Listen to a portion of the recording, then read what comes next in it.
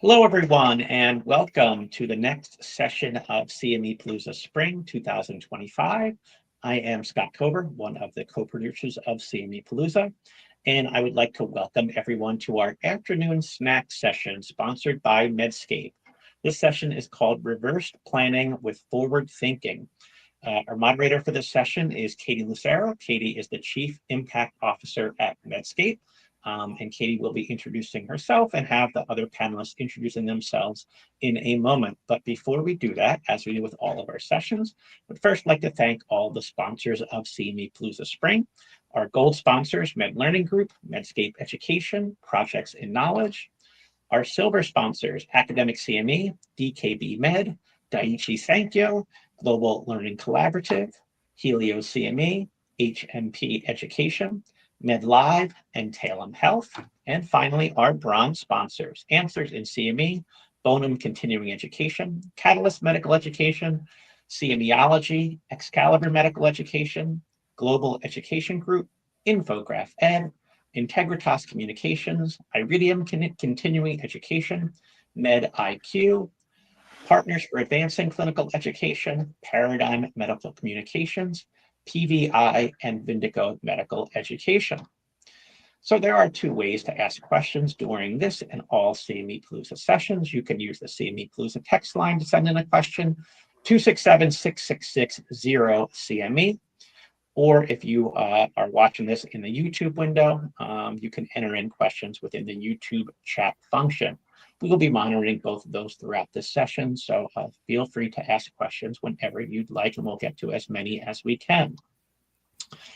So we will be incorporating audience response questions using Poll Everywhere during this presentation. If you do not have the Poll Everywhere app on your device, you can download it and join the presentation entitled CME Palooza 005, or type in the URL on your screen in a web browser. I think we've got we have about three ARS questions during this session. And with that, I am going to turn things over to Katie to get us started. Thanks, Scott. Good afternoon, everyone. Hopefully you've got your snack for our snack session at Reverse Planning with Forward Thinking. As Scott mentioned, I'm Chief Impact Officer at Medscape Education. And Ryan, will you introduce yourself? Hi, everyone. I'm Ryan Fuller. I'm one of the grant officers at Eli Lilly and Company. Margaret? Yeah, and I'm Margaret Harris. I am Senior Director of Clinical Strategy with Medscape. All right, and we have nothing to disclose besides that we are employed by our companies as displayed here. So our learning objectives for today, we hope that you will be able to identify some strategies to plan with the end in mind from the beginning, define strategies that enhance program development and evaluation, define what leading and lagging indicators of success are. It's a little bit of a mouthful. Apply some practical strategies in program development and evaluation that maximizes the chances of success through IME.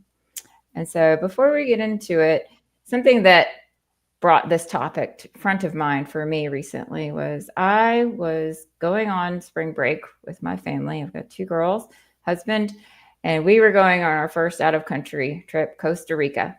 I did my whole backward planning, reverse planning process. I did all the things of booking the car rental, making sure we had transportation from the parking to the airport, got the youngest passport.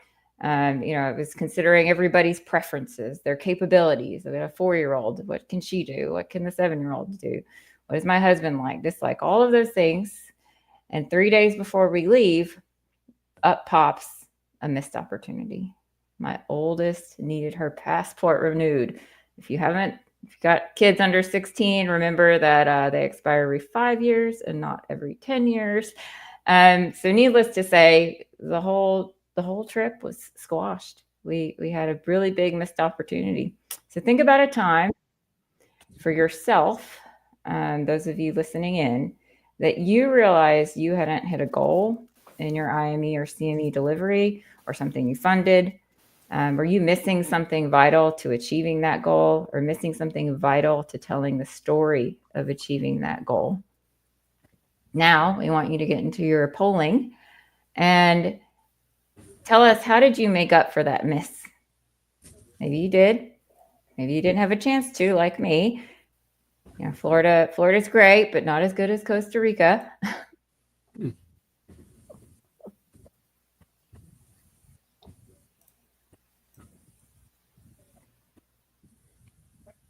Lots of scrambling. I thought about scrambling, but that passport office was a good 2.5 hours away, required both of us to go, no appointments online.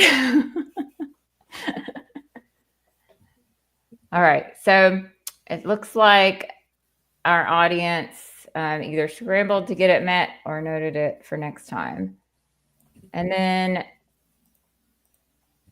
how did that impact your work or your relationship with the supporter or your relationship with the provider or your ability to ultimately meet the goal?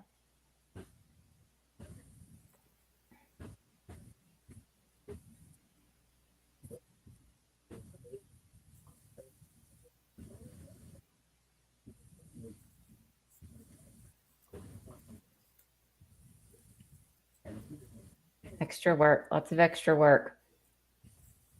Deprioritization, relationships are a little damaged. So ultimately things that we don't desire to do. What if we could implement every time without a hitch? So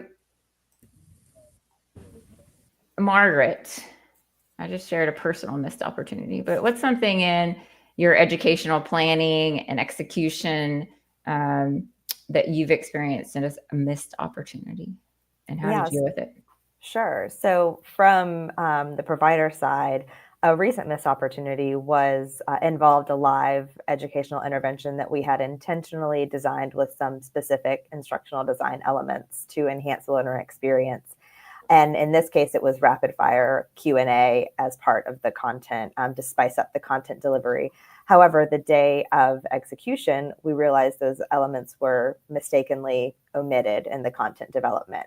But luckily, we caught it in time with hours to spare, and we scrambled, as many of you mentioned, to address the gap differently than we intended. So we had to change it up a little bit, but we still were able to integrate that design element into the program.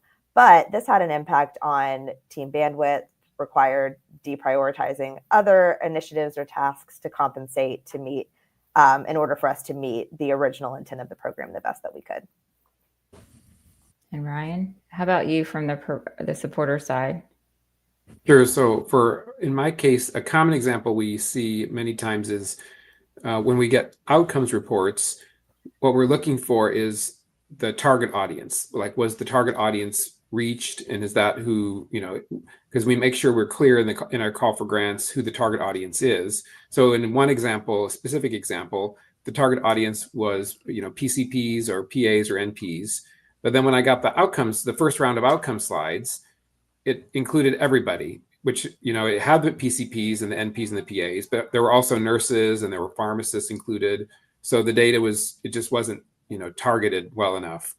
And for me, why that's important is because we build our whole IME strategy around the target audience. So when I report back to the stakeholders, I really want to focus on the target learners. And that's how we can show the value of our IME investments, is by making sure that that target audience was reached. And then how is that made up for? So what I do is I try to catch those things as early as I can, and I just have a discussion with the provider, and I try to make sure that the target audience is really focused on in the next report. And lastly, we do have an outcomes guidance document that we provide to all the providers that does highlight that's what we're looking for. So got it. Yeah. So it seems like if we had more careful reverse planning, backward planning in mind, and we're overtly employing strategies to enable that and evaluate that both of those things could be, relieved from happening again. There will always be mistakes, but let's go for maximizing the chances. We don't have those. So when we say reverse planning, I already said it, backward planning is probably my favorite term for this. What do we really mean? We have a load of different terms here that a GPT tool helped us come up with. But at Medscape, we recently launched a Center for Instructional Design Excellence, which really focused on careful backward planning for this is the end goal in mind. Then how do we achieve that with the right content, the right instructional design, and delivery of that content? So that's why I think this is really top of mind for us as an organization, and why we wanted to talk about it in the session. So taking more forward thinking into that reverse planning process. Next slide, Scott. We are thinking about having an active plan up front for keeping ourselves honest and accountable when we do reverse planning. And so in that reverse planning process, you're thinking about what needs to be present, what do you need to do in order to ensure success, but then how do you actually ensure success while you're implementing? So we're going to talk a little bit more about this in this session. But first, we wanted to have a quick discussion on what is the supporter's role in backward planning. And I firmly believe from what I've seen in our field that supporters do have a role in backward planning, and of certainty is that the CME providers have a role in that backward planning process. So Ryan, what role have you taken in backward planning from the supporter's perspective? Scott, you can go to the next one if you want. Sure. So I think I kind of mentioned one already, is that we need to make our expectations clear wherever we can. So whether it's in the call for grant that we send out, or if there's other ways that we, that are possible through other supporters, but the expectations are important. Another way I think is, I mentioned the outcomes guidance document. So considering some type of guidance document so that it's just clear up front what we're looking for. I think another one that we're actually going to be implementing soon, which we haven't done yet, but it's coming, is we want to make it ask upfront and include in the proposal if the agile planning process is going to be employed, and how the program is implemented. So, for example, does the provider have some kind of a plan to make adjustments if it's a live series of events and the first one doesn't go as planned? Kind of like Margaret mentioned, hers was fine because she caught it. But if it didn't go as planned, is there a plan in place and how they're going to make adjustments or updates? Or even with target learners, if after the first 6 months the target learner numbers are way down, is there a plan to work with a different audience generation company, or whatever the plan is? But from my perspective, if it's not clear in the proposal, I want to ask up front, and I'll do a request for more information and find out what the plan is, just so that I'm aware. And then I think finally, I also mentioned this a little bit, but just not waiting till the program's over or waiting till it's too late, trying to catch these things sooner than later and making the provider aware, and so that we're all, again, aligned to the expectations of what was in the original proposal. So Ryan, what the three things that you have mentioned here around a careful RFP process, guidance and outcomes, plans to get it right in the grant's lifespan, being able to address things that come up and make it right during the lifespan of the grant and not wait till the next grant, if there is one. I think that you're doing your own careful backward planning process is what it sounds to me. And you're having your own check marks along the way to help ensure that what you fund is maximized for success. So that's really cool. And then Margaret, in your role as a planner of IME interventions, what is it that you're thinking about when you backward plan? Yeah, I think this is going to align well, hopefully, with what Ryan just said. But we're, as providers, we need to specify what that success is, what the outcome is, how we're going to achieve success. And that involves understanding the gaps, our needs assessment, root cause analysis, audience specification, content specification, outcomes measurement. All of this starts with the proposal. And we need to be very clear in our proposal with what we're intending to achieve and how we're going to get there. But we also have to pull through during the execution phase and assess progress along the way so that we don't miss the mark. Right. I know we have, like kickoff calls and really talk about the success factors of what it is that it means to deliver this intervention effectively, so that all the team members are aligned. But so ultimately, what I've heard you both talk about are good practices in program development and program evaluation. So going to the next slide, when we think about forward thinking and reverse planning, that means that we're truly applying program development and evaluation principles. I use these primarily in my 4 years doing government-funded work in K-12 education, which fortunately, goes without saying that I'm glad I'm in the CME world right now. And for program development, we used this idea of theory of change. And I'll talk about that in just a moment. And then we thought about evaluation as 3 components. So in addition to our traditional outcomes type of evaluation, the Moore's level, say 3 and 4, if you're using that framework, those would be leading indicators of success. If you're talking about changing a performance or a behavior, lagging indicators are that final impact, that final summative success measure. And then fidelity of implementation assessment is that process evaluation. So in program development, you're also assessing along the way, are we hitting the marks? Are we doing what we intended to do? And you're evaluating that and documenting it so that you're taking it and applying it and making revisions. And that's called the monitoring process.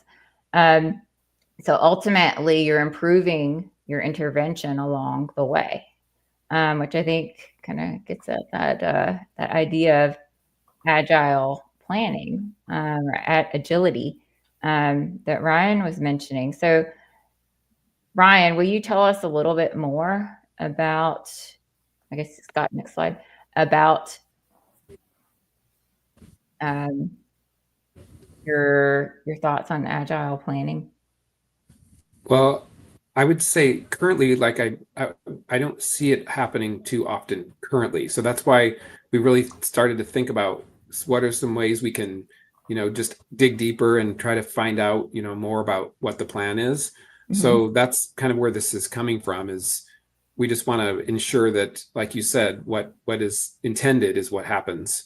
So I think, I like the graphic here because it kind of lays it out from the first version to the second version. But that's, I think, and again, trying to do it as early as possible. Yeah. And like in my case, if I'm going to go evaluate a program, like a live one, I try to go to the first or second one as soon as I can and not wait until it's too late to get that feedback. Give the feedback. Yeah. So you're helping to provide that formative feedback on the ground early on so that it can be collected and then hopefully taken into consideration in the next round. And so when we do program development and evaluation well, we're taking we have our first version, and then we're applying what we learned from that first version because we've collected all of this information, and we can triangulate it and analyze it together to provide insights about what still exists as gaps and why those gaps might exist. Because you may see that ultimately a segment of HCPs don't report doing the practice or don't show evidence of doing the practice that you're looking for. But then you can look at their outcomes, their leading indicators, and say, were they where they should have been? And maybe they were. And so maybe that tells you weren't measuring the right things. So there's a lot of information you can uncover if you deliberately plan for this from the beginning. So Ryan, you kind of alluded to this, but how often do you see when we're talking not about within a grant, but from one grant to the next, because certainly you guys do work year over year in the same areas. How often do you see that pull through from first version of a grant to next proposed version? And when you do see it, what does good look like? So, I mean, honestly, I don't see it very often. I see it if it's intentional. There is one example I can think of where the provider actually, we worked with them on a project where they were looking at regional needs of a specific audience.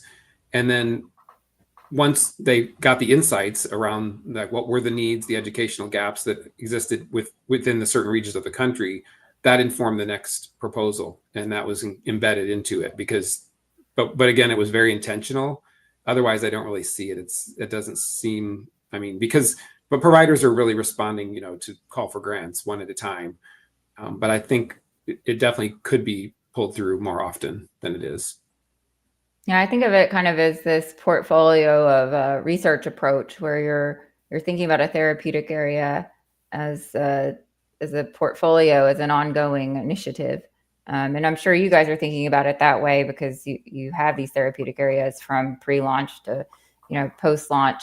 And so like you strategically plan for different initiatives based on where you are in those phases. And, there's something to be said on the provider side where we could plan for different types of education based on those phases as well. So to put it more into context of our own field on the next slide, we've kind of just outlined here, program development consists of, at a basic level, doing root cause analyses, and then designing an intervention with intention.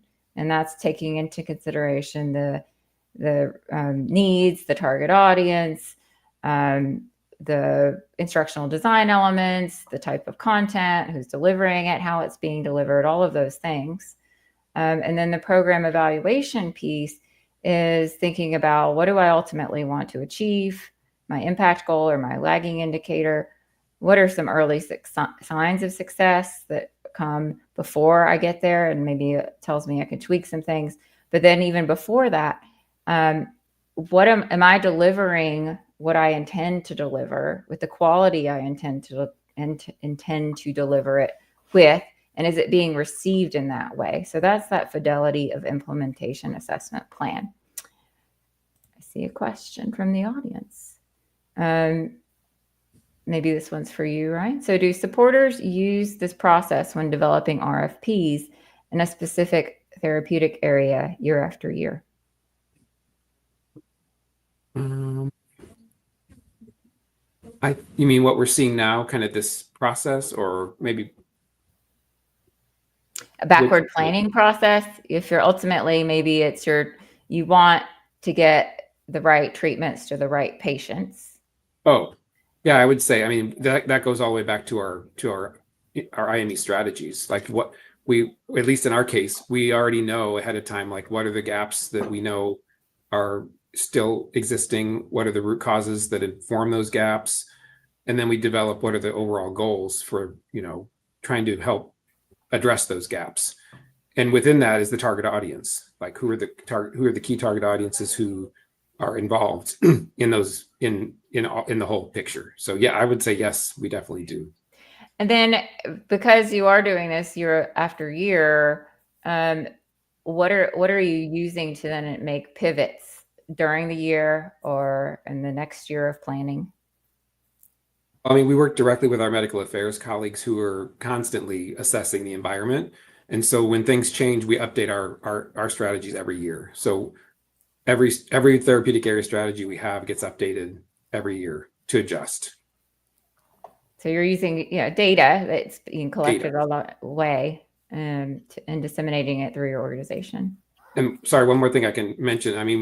Everything we do is all based on evidence anyway. So we're always looking for new references, new studies that support what are those, if there's a new gap or there's a kind of a shift in the environment, we're trying to incorporate those newest, references. Do you use anything from IME funded initiatives to inform that? Oh yeah. I always appreciate when I see, I've even gone back to some of the needs assessments within some of the key programs or proposals that we've approved to pull out maybe something I didn't notice before or something new that caught my eye. And then I go right to the references and to see where did that come from. So yes. Nice. We all think that those needs assessments are, like you have to check the box and do them, but it's nice to know that they're being used. Okay, so ultimately, this program development and program evaluation process is allowing us to figure out a theory of change. It's the how. Next slide, Scott. How will we change practice if we're developing the intervention? So how will we do it? Why will it change? So that's really like the behavior change process. And then what should we measure to gauge success of that change? And so let's dive in a little bit deeper there. So Margaret, will you tell us how to apply theory of change to CME more overtly? Sure. Scott, if you could go to the next slide, please. So to recap, the how is what we are doing as the provider, and the why is that process of behavior change that is learner or clinician HCP focused, which you can see broken out here. So when I'm architecting an educational solution, I'm thinking about these two things. How are we going to change practice given a specific gap? And why will that change occur for an HCP based on their behavior change process? And you have to really think about both for a meaningful change to happen. So it's that how, we're going to hammer in the how and why here, but it's the how that informs that fidelity of implementation plan, and the why that informs the outcomes and impact success. So if we start at the top right, in order to measure success, we have to do all of these other things well. We have to recruit the right audience, deliver content how we planned, choose content that will actually influence behavior change, be intentional in our instructional design to meet the needs of the learners, define the educational need and the target audience, identify the practice gaps to close the overall healthcare gap. And that's really how I work backwards to design specific interventions. And then from the learner, the HCP side, in order to change practice, they have to do these things. They have to have the knowledge and competence to remember an approach in the moment, feel confident in applying that approach. And we know that, and from a lot of work you've done, Katie, we know that confidence is a proxy for behavior change. They have to actually develop that knowledge, competence, or skills, be open to learning, be aware that a change is needed, and open that communication from a provider or whatever, however they're seeking their education or getting their education to kind of dive into that initiative. But again, each of these really informs, each of these components informs the evaluation plan. So by grounding our work in the theory of change and the backwards design, we're really ensuring that our CME or IME initiatives are not only well structured, but have that purpose, are purpose driven and fully aligned with real world behavior change for the learner and ultimately better outcomes for patients. So moving on to the next slide, I said we're going to pound this into your head, this how and why. But every intervention or initiative really should be grounded in these two questions. How will we, as the provider, change the behavior? And why will that behavior change, again, from the learner side? And these answers help us design for outcomes and really measure what matters. So the next slide highlights the how, which is what we are still focusing on now. But I want to dig a little more into the how and introduce another piece that's essential to what we as providers do from the content planning side, and how to approach this with the end in mind in the context of the theory of change. Next, yes, perfect. So how do we approach content development that truly aligns with the educational need, and how do we create influential content? Well, one approach is using the PROCEED framework, which I'll walk through in the context of our instructional design strategy at Medscape. And yes, more theory, but it matters. So if you haven't heard of the PROCEED framework or model, you might want to look it up. But as providers, again, we really need to be intentional in how we're designing initiatives that are not just informative, but also effective, engaging, capable of changing real-world clinical behavior. And that's where instructional design plays a key role.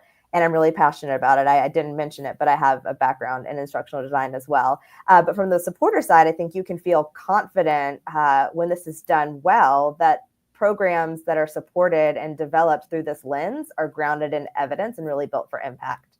So just to give a high level of the PROCEED model, it's an evidence-based planning framework that helps us define educational functions, the three that you see here, that drive behavior change. So predisposing, enabling, and reinforcing.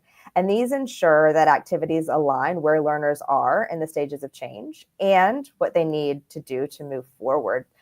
So we can drive behavior change by targeting one or more of these. Predisposing is the motivating participation by shaping attitudes, behaviors, intentions. Enabling techniques equip learners with the knowledge and skills to implement change. And reinforcing is encouraging that application and consistent performance post-activity. So when used thoughtfully, this model ensures education that directly supports the behavioral drivers that matter and helping to transform learning into true lasting change. So Katie, all of this has been part of the how, but how does evaluation now fit in not only to our programming, but the process? Right. So getting into what I think is newer to this discussion is, and I saw Jazz give a shout out to program evaluation. So thanks, Jazz.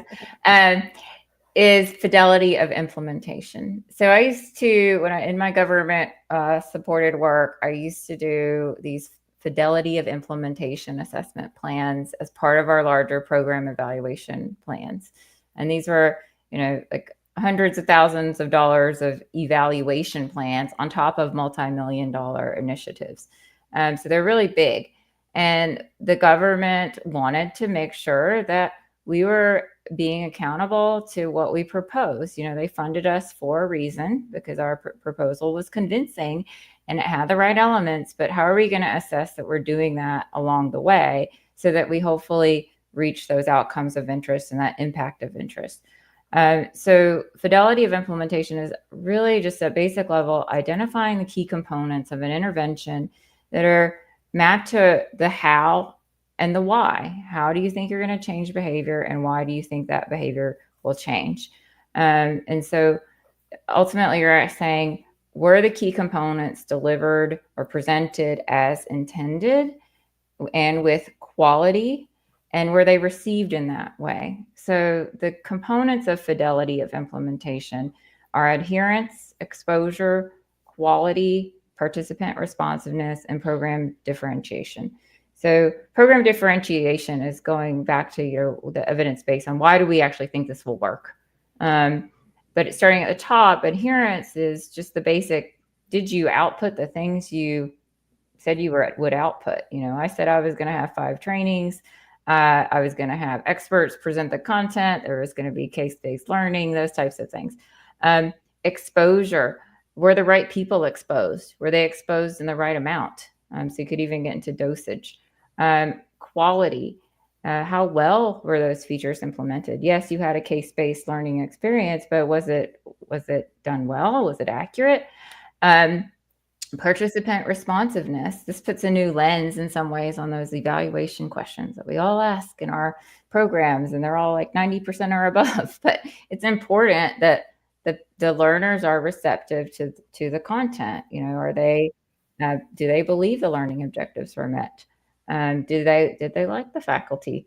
And then you could even have like someone like Ryan as the supporter come to the first one and give you feedback and say, yeah, they were the folks in the room seem engaged. They were actively using their iPads and answering the questions. And so these are all elements we can put appropriate plans in place to assess along the way to then inform that continuous quality improvement. So Ryan, how maybe does this address the agile planning that you mentioned earlier when we discussed the supporters role in backward planning? So I think this model is really great, and I think because it forces the provider to think about these things ahead of time. I was going to mention that what I do before I go to a program to evaluate it is I pull up the proposal myself and to remind myself, first of all, of the details, but then I go pull out what I expect to see in the program. What I've noticed though sometimes is I'll take my list and I'll do my assessment. I'll provide the feedback to the provider afterwards, and I'll realize that what I expected to see wasn't really what they intended. So like our expectations didn't really match because of maybe the way it was worded or something changed and I wasn't aware something was going to change. So I think another thing that would be helpful is if the provider would actually create that list ahead of time so that I can know what they would want me to be noticing or what I should be expected to see. So that could be another thing that would help align our expectations. But this list, like you have here, would be a great starting point.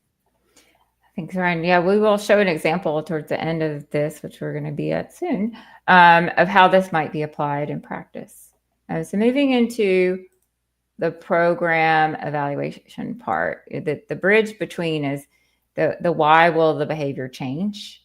So when we think about behavior change, I think, we've been seeing these diagrams of Prochaska stages of change. I know I've used them in several presentations, but it's a really nice way to think about where your audience might be in their behavior change process. And in some ways, it bridges what Margaret was showing for the the PRECEDE model, because you can overlay those three different elements onto stages of behavior change because of the things at the bottom: knowledge, attitudes, confidence, skills. So, for example, knowledge, when you're focused on knowledge in the earlier stages of behavior change, you're going to be doing more predisposing instructional design elements. And then as you move into preparation, it's about enabling instructional design elements. And then maintenance is reinforcing. So this provides a really nice way to kind of bring it all together. And you also have to consider motivation. So you may have the skills, but you may not be motivated to actually do something different. So what is the root cause of that, and how do you influence that? And so that we've got kind of the motivation here listed in the orange, and that's kind of your desired or your most likely scenario when you're actively preparing. You are most motivated, but perhaps there are those outliers who have the right information, but they're still not acting. So that's a whole nother initiative that you might have to think about and evaluate. But ultimately, this tells us how interventions can be developed. Because if you're targeting skills development, but most of your learners are in pre-contemplation, then you've got to educate on some other things first before you can get to that skills development. So then when we move into that program evaluation, we're thinking about what are the leading indicators of success, given the things that were in the bottom of the graph we were just showing, and what are the lagging indicators? Scott, next slide. So leading indicators, as I mentioned earlier, are the things that we're typically reporting. When we looked at the ACCME report this year, the majority of us were doing pre-post assessment and knowledge competence. And then we all report learners or participants or some version of traffic to our activities. So that's engagement levels. And so, but we just don't call them these early predictors of change. However, they're perceived that way because I think on the supporter side, for most supporters will target these things, right? Because they believe if you do enough here that it is associated with the impact side of things. But it's nice to be able to actually show the linkage between the two. So if you do have a behavior change initiative where you are looking at practice change or performance level or patient impact, then it's important to still collect these early signals so that you can, again, hold yourself accountable, but also understand if you need to pivot and do that underlying analysis on linking these two together. So ultimately, the leading indicators are driving impact and indicating that impact. So if we don't have a plan to measure both, where both are being targeted, then we really encourage you to do so that you can have more evidence coming out of your initiative, and then drive and inform the next iteration, like we talked about earlier. So what does this all look like in a practical example? So, as we were putting all of this together, we really wanted to make it practical. So this is showing the difference between kind of that outcomes impact report, which is on the right, and the typical things in that, and then this new thing of a progress report. So this is that piece that is more deeply addressing what our role and responsibilities are as IME providers, in ensuring that we deliver what we say we will in that proposal. We spend a lot of time putting proposals together, so let's use that as a guide in order to implement our programs and then measure along the way. So each of those components of fidelity of implementation, you've got adherence, where the feature's present. And so like you can outline the things that are important to your instructional design, to your content. Did you have the right audience engaged, which is your exposure? There could be more than just learners. There may be a serial learning component that you're expecting. There may be completion component. And if you collect this information and analyze it against your outcomes, then you have a better understanding of, did you actually have to complete the program to get the benefit? Or did maybe you only need to complete half of it, or certain types of learners needed to complete it to get the benefit? Were the features implemented to expectation? So this is that quality piece. Learners' perspective of that is important, but having that independent review, which I'm not saying that's scalable in every initiative, but having an independent review can establish high quality. Ryan's example was a good example of that. He was the independent reviewer in the room, reviewing the quality of that delivery.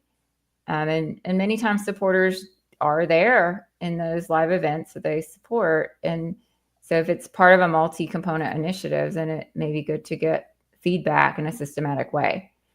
And then finally, responsiveness, where the learner's receptive.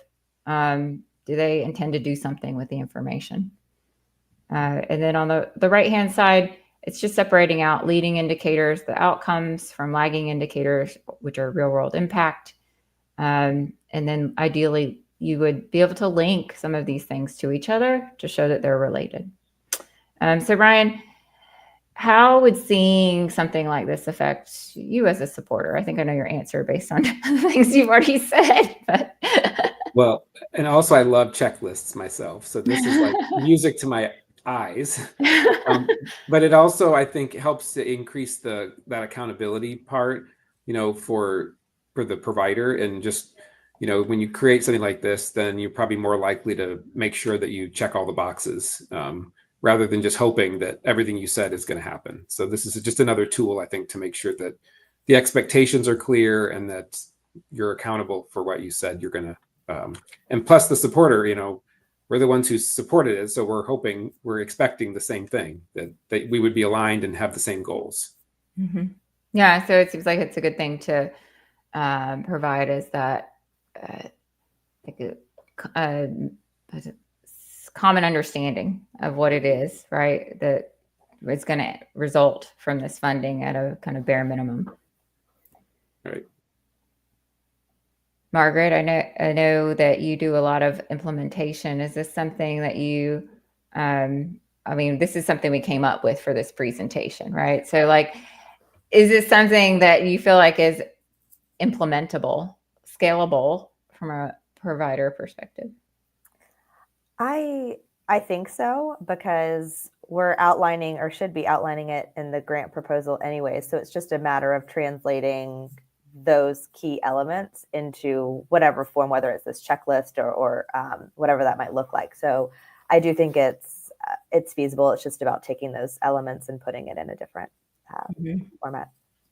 Yeah, I know that when we have put out deliberate KPIs from the beginning, beyond just learner numbers, it really has driven a different level of motivation and clarity on what it is we're trying to achieve. Just like when you put out instead of saying I want to lose weight, I want to lose, 2 pounds a week, and I'm going to reduce my calorie intake by this much and up my exercise by this much. It just makes the plan more concrete and makes it more likely. It's applying that SMART framework, right, to our work. And I think it helps from our development perspective too, because if we take this and when, our internal process is we take the content and kick it off internally, then it gets developed. And I think this is really helpful for that phase too, to make sure that key elements aren't missed, like in my example I shared earlier. Yeah. So you can be, we're all busy. And if you're not in the mindset to be super detailed at that moment, you have that kickoff call, then it's easy to forget some of those details. So we had one more polling question. And as we move to that, we have a question from the audience. What about when you can't assess those lagging indicators? Yeah. So it's obviously not possible to assess those lagging indicators all the time, either from a resource standpoint, or it's just not possible to get access to those data. I think that when we can, the more we do to link those things to the leading indicators quantitatively to show that, if you actually do have more knowledge and competence in certain areas, that you are more likely to be doing those behaviors, or your patients are more likely to have those outcomes of interest, then it gives you, and if you're a funder, the funder, more confidence that you're measuring the right things early, so that they can have some faith that when you can't measure the lagging indicators, that it's probably occurring even if you're not measuring it. So that's why it's important when you do have that in place that you can link them somehow. So we asked the audience, of the below elements, rank order, which ones you feel like you'll do differently or implement for the first time in the next 3 months. So we've got first, precede; second, theory of change; leading, lagging, third; and fidelity of implementation, fourth. So it's interesting to me that we touched on precede the least, but that was probably the most familiar concept in these four, at least in my experience in the field. That's probably the more familiar one.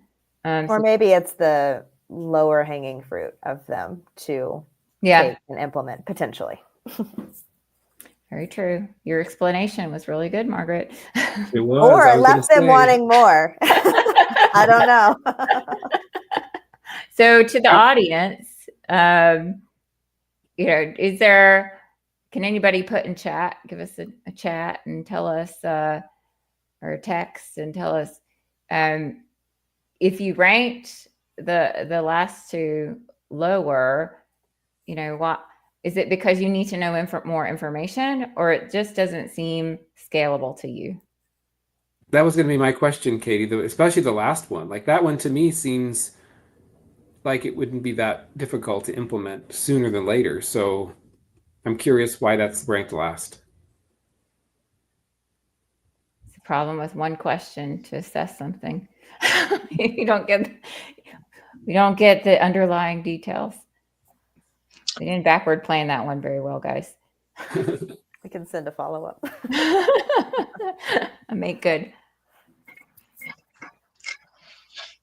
Okay, well, I believe this is your last slide. I'll let people still, if there are comments or questions that come in around this, I will keep this open. But it's about 2:50, so we did well time wise. So I am going to move forward to the concluding slides. Oh, here we do have one comment. Let's see. Perhaps they are already doing it, which is all possible, but I don't know. Do you guys think that there are a lot of organizations that are already utilizing some of these methods? And maybe Ryan, based upon your experience as a supporter of many different medical education organizations, you'd be able to speak to that. Well, honestly, I don't know. That's the problem. I don't know what's being done or how it's being done. All I know is what I see, and many times it isn't delivering what's in the proposal. So that's why I think I was such a proponent of the suggestion. Katie or Margaret, do you have any feedback on what you're hearing from other peers at other organizations? I think there's a discussion that happens when you kick things off that's very focused and planful, but an overt measurement of the implementation of that discussion through the elements, I don't think that's happening at scale. I have never seen anyone even talk about fidelity of implementation in our field. Implementation science has become a big thing in the health improvement space, because you can teach all you want, but if you can't actually implement it in the real world in a system, then it's not going to actually get to the patient.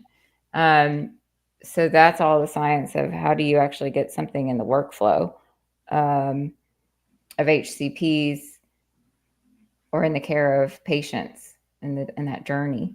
So it's kind of similar, but we're thinking about the journey of the HCP instead and their learning. Yeah, Margaret, your take? I agree with both of you. I don't really see it. I know we have a few internal checkpoints along the way for some things that I'm thinking about from an outcomes perspective. We have some checkpoints when we're we have a lot of outcomes checkpoints. Right, but not the other pieces necessarily. And sometimes it's me taking the initiative to do those checks myself, but it's not a formalized process. Okay, well, great. Well, thank you guys. For those folks who are watching CME Palooza Spring Live here on Wednesday, April 16th, we have our CME Palooza scavenger hunt going on. I did just check before the session. We've got close to 200 people who have already gone to the website of our special promotion sponsor, the Academy for Continued Healthcare Learning, clicking on the CME Palooza logo and seeing what happens. We're finding out what people are binge watching. So I will be sure to share that with the community if people want recommendations on what shows to watch next a little bit later on. So also we do have a brief survey on our live tab. We do use this every year. I know people are kind of survey weary, but this one's only about 3 or 4 questions. And one of them is you get to tell us a joke. So if you have anything funny you want to share with us, we will be happy to embarrass ourselves in front of our friends and family by repeating some of the best ones.